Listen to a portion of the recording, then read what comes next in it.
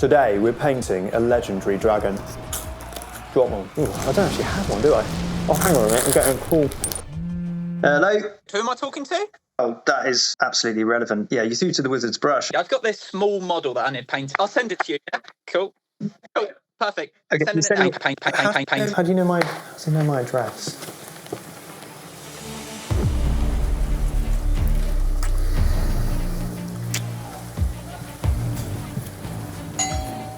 That was quick. Oh, magic door, keep forgetting about that. Open up. Joan of Arc, what is this? Let's gather our weapons. Seam line remover. This file. Tiny bit of old sandpaper. Clippers. Plastic cement. Milliput. Green stuff. Elven texture roller. Flagstone texture roller. This sword just in case. Now I reckon I should probably build this thing. Starting with the wings of the beast, we're going to use our seam line remover to get rid of, you guessed it, all of the seams. Now sandpaper and files to smooth down all of the seams so that they're, smooth. And look, there's a gap here for a wing, so let's glue a wing into it. And there it is, glued in. Lovely bit of wing for you. And there's another wing here as well. Might as well glue that in. So I've glued the wings on, and it is absolutely massive. This thing is going to be wild to paint. So if you haven't guessed already, we are working on a giant dragon. First we're going to use this tile grout, which I've mixed with water, to fill all of these giant gaps, which are really, to be honest, me off. They're really annoying. We use a bit of an old brush and our fingers to get it in, and it really does the job well. And now we're using some green stuff here and sculpting it. Green stuff can also be a bit of a to work with. And there we have it, all of the gaps filled. Lovely jubbly. And once again, it is time to prime. So we're going to put our ventilator on, go outside and spray it black. And now it's ready to paint.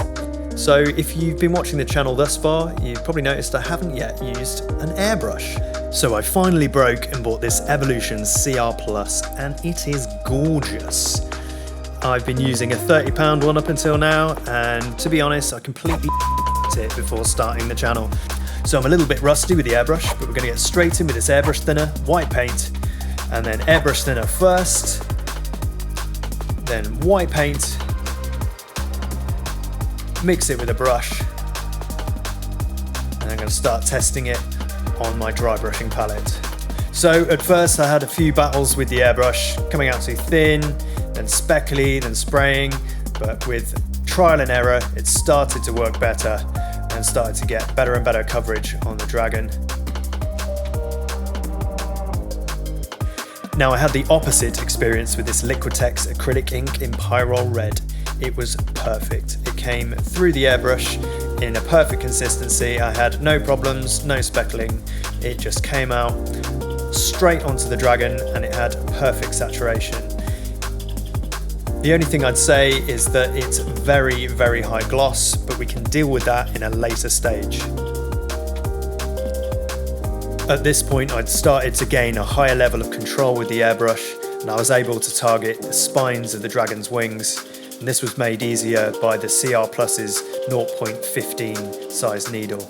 Very, very pinpoint accurate.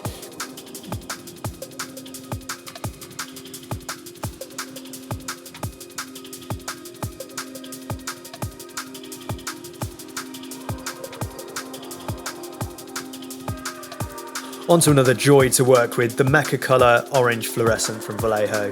Came out of the airbrush perfectly. This is, to be fair, the airbrush version, so that is to be expected. And I think it perfectly complements the Liquitex Pyrrole Red ink. And I was able to start working on some fades ready for the next stage. It's already looking pretty cool, but the great thing about Flouro is how it reacts to UV light. Me and Max, who you met earlier in the video, have been discussing giving this two colour schemes, one in normal light and one in UV. Back to the normal spectrum of light, we're using this Dark Flesh by Model Colour, which is also Vallejo, to start creating a fiery looking blend on these wings. At this point I'm slightly fighting the airbrush again, but after a little bit of trial and error and a few tests, it started to come out of the airbrush nicely. Not perfectly, but nicely. I'll take it.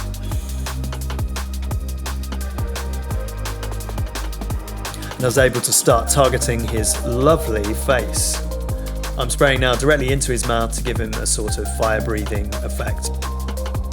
Little bit of trouble mixing paint with the airbrush, but after screaming for an hour, I came back and it looks like I've been there all along. Look at that. Look perfectly fine.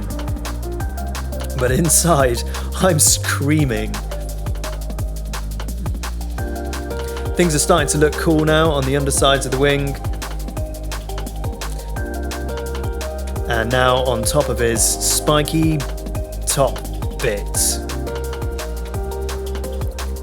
Now onto Demonic Yellow from Army Painter, War Paints to be specific, which is also an airbrush paint, so it comes out of the airbrush perfectly, and it's a very nice saturated yellow, and things are starting to really come together.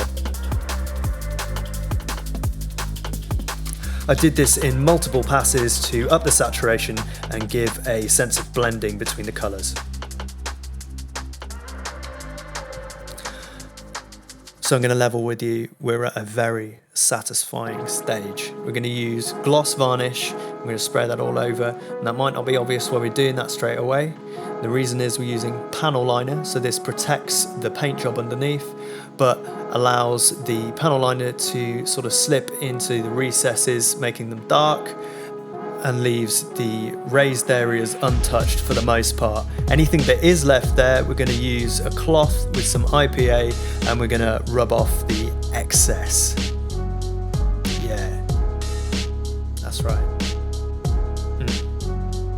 Okay. So that's the panel lining and dry brushing done.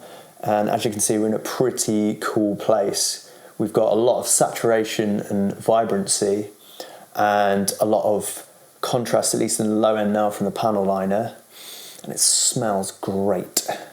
It's time to dry brush, so we're going to mix these colours together to make a vibrant, slightly lighter red than we've applied with the airbrush, and we're going to focus on, well, you've guessed it, all of the red areas to bring back the vibrancy, but also start adding a further level of contrast. I'm focusing on areas here that are going to support the gradient that we've already started to form with the airbrush.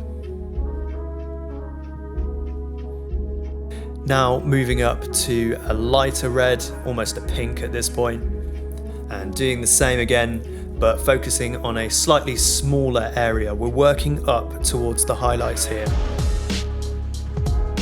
Taking some care here on the face.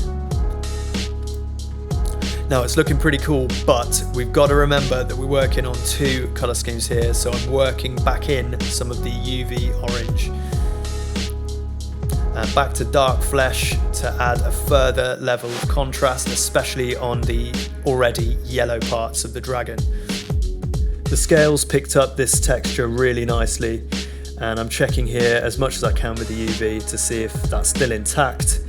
And now we're going to move on. Elfic Flesh, which is a warm white, and now we're working further up towards that high contrast.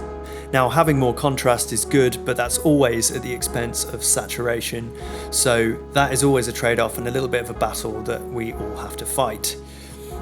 And this is my first attempt to add a little bit of fluoro yellow. It doesn't go particularly well. I start painting the teeth here with Elfic Flesh, and there's some tricky ones to get to. Now I'm starting to paint the edge highlights in all the places that I want to draw attention to, and that's mostly around the face.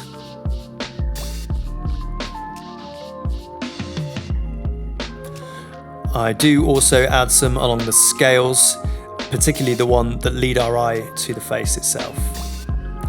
And there were some cool sort of lightning style streaks on the scales, and I wanted to emphasize those as well.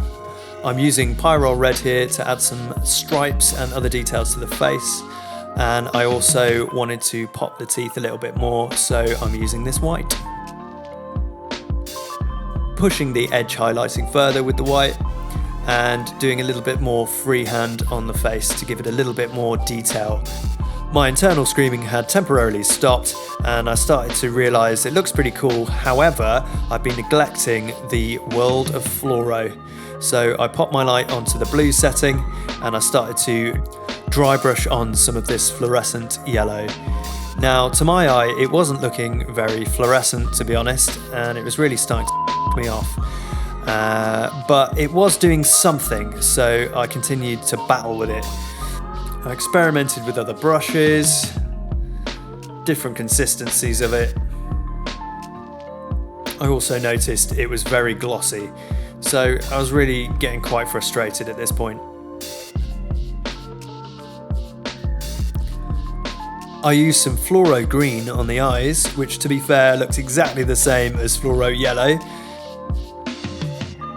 And then using fluoro yellow after mixing it with a stick, which turned out to be the thing that made it actually work properly, I started to build that up on the face and on some of the wavy scales, let's call them wavy scales for now. The UV effect, yeah, it looked cool before, but now it started to really pop. At this point, I'd started to thoroughly exist in the weird blue world of UV fluoro paints. But it was time to move on and back into the world of the living and add some black to these eyes, paint the toes, put some Agrax Earthshade on them, make them look dirty and horrible, you know, that kind of thing. And the same on the teeth. Put a little bit of red back onto the sinews of the mouth. And now we're working on the base using some grey, gluing this annoying bit of base that was loose the whole time, and then using skeleton bone to add some warm effect onto the stone before we get on to the next part, which is adding some brown. We're using beastie brown here, and we're going to add some mud to all sorts of bits on the castle and painting up the base itself. And then adding some burnt umber. Now we're going to use this weird stuff, which is cork bark. My friend Ben over at Worcester Terrariums uses this a lot in, you've guessed it, terrariums. But here we're going to be using them as little stones and rocks. We're going to prime that up with some Vallejo primer.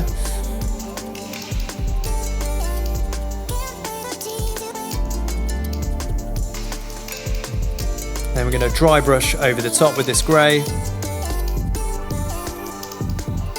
It's time for leopard spotting. Now, leopard spotting, as you know, if you've already watched some of my other videos, looks horrible at first, but trust me, this is going to be worth it. So we've had a brown, a green, and now we're adding orange, believe it or not.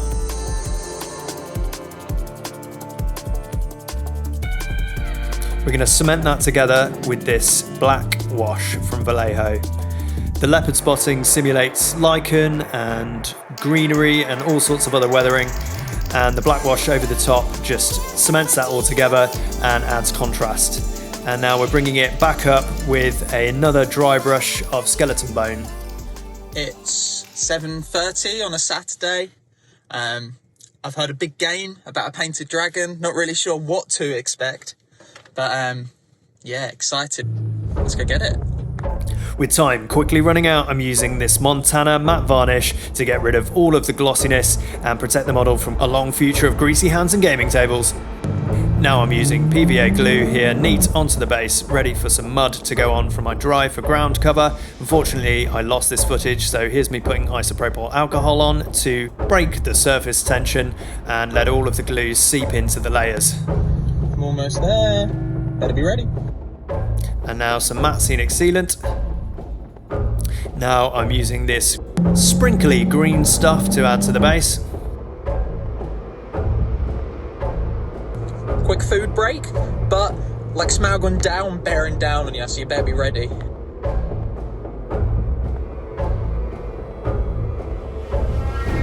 And this soggy bag of seaweed looking stuff, just to really top it off. Tiny red leaves.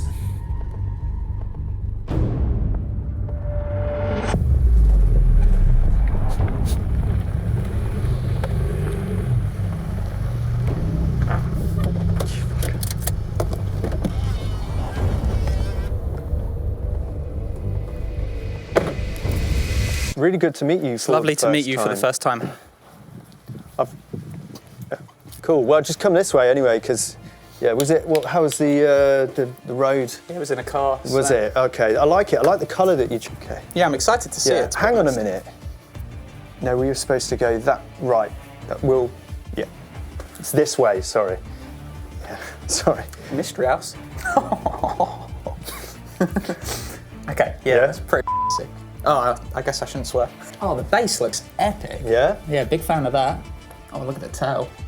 Can't even see it from this side. And even if you shine it into his mouth. His mouth. Oh, nice. Yeah. It was amazing getting the chance to work on this Joan of Arc legendary dragon for Max. He drove a really long way to come and get it himself. Being able to hand it to him face to face really made it all worthwhile. It's also really nice being able to chat with one of my subscribers, and we spent a lot of time playing with this thing, you know, turning the light back from normal to blue and putting it in different places. He also brought some of his awesome vintage D&D books, and we had a little look through those before putting some more dragons on the table and having some more fun. If you'd like to see more big projects like this on the Wizard's Brush, you can always leave a comment down below, and you might have some suggestions of things that we can have a go at next. Get out of here. Okay, thanks mate, see you soon. It's fine, just get out of here. And there we have it. So, you know, you can go now.